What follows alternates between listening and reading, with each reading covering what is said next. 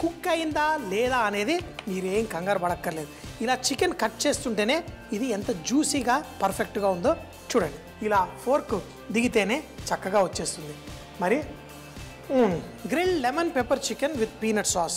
దీన్ని తయారు చేయడానికి ముందుగా ఒక బౌల్లో మిక్స్ హర్బ్స్, చిల్లీ ఫ్లేక్స్, నిమ్మకాయ తురుము, నిమ్మకాయ రసము, ఆయిస్టర్ సాస్, కొంచెం ఆలివ్ ఆయిల్ వేసి చక్కగా కలుపుకోవాలి. చికెన్ ముక్కలు, దీంట్లో కొన్ని మిరియాలు దంచి కూడా వేసి దీన్ని 1 గంట పాటు రెస్ట్ ఇచ్చి ఈ చికెన్ ముక్కలు మనం ఒక ట్రేలో పెట్టి బేక్ చేసుకోవాలి. దీనికి పీనట్ సాస్ తయారు చేయడం కోసం పల్లీలని చక్కగా వేయించి పొడి చేసి మనం ఒక పాన్ లో కొంచెం నూనె, రెడ్ చిల్లీ పేస్ట్, అలాగే నిమ్మకాయ రసము, దాంట్లో పీనట్ పొడిని కూడా చక్కగా కలుపుకోవాలి. దీంట్లో తగినంత ఉప్పు వేసి కుక్ చేసిన తర్వాత చికెన్ బేక్ చేసిన తర్వాత వచ్చిన సాస్ ను కూడా ఇందులో వేసి కుక్ చేసుకుంటే మనకి మంచి పీనట్ సాస్ తయారవుతుంది. ఆ సాస్ తోటి చికెన్ ని ఫుల్ గా ఎంజాయ్ చేయవచ్చు. అప్పడాలతో ఆకాకరకాయ కూర తయారు చేసుకున్నాం. అయితే ఈ అప్పడాలని రాజస్థాన్ వాళ్ళు, అటు సైడ్ వాళ్ళు ఈ పాపడం కొంచెం పెద్దగా చేస్తారు. చేసి దాన్ని మంట పైన కాల్చి పలసటి కూరలు చేసి అందులో వేసుకుని మంచి రుచిని తీసుకుంటారు. పచ్చి అప్పడాలు, పచ్చి పాపడాలు కూడా మనం చేసుకునే గ్రేవీలో వేసుకోవచ్చు.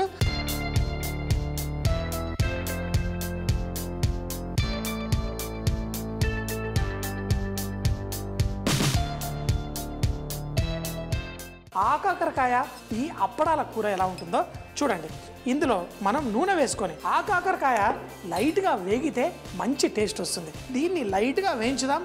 తరువాత దీన్ని ఒక కూర గ్రేవీ లాగా తయారు చేసి దీన్ని ఎంతో చక్కగా తయారు చేసుకుందాం. నూనె వేడెక్కిన తర్వాత దీంట్లో మన ఆవాలు వేసుకుందాం. ఆవాలు చిటపట్లు ఆడిన వెంటనే మిగతా ప్రాసెస్ స్టార్ట్ చేద్దాం. నూనె ఫుల్గా వేడెక్కలేదు, ఇంకా కొంచెం టైం పడుతుంది అవి చిటపట్లాడడానికి. మన ఆవాలు చిటపట్లాడుతున్నాయి మరి ఎప్పుడు లాగే. అయితే ఇందులో ఎండుమిరపకాయలు కొంచెం ఎక్కువగా వేసుకుంటాను. మన ఈ తాలింపులో ఈ కూరలో కారం వేసుకుంటాం కానీ దీనికి ఆ ఎండుమిరపకాయలు వేగింది మంచి టేస్ట్ వస్తుంది. ఇందులో కొంచెం జీలకర్ర, అలాగే మినప్పప్పు, దీంట్లో వెల్లుల్లి రెబ్బల్ని కూడా ఇందులో వేసేసుకుందాం.